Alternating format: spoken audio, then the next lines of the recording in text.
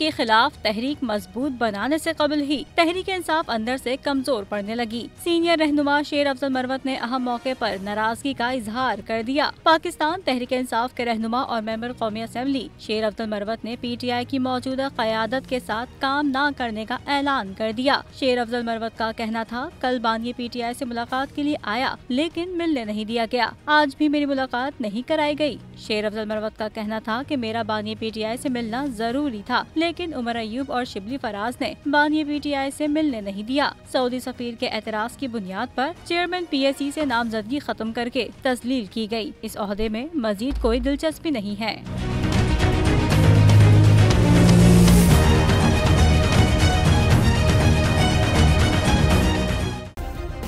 Subscribe करें और bell दबाएं ताकि कोई खबर रह न जाए।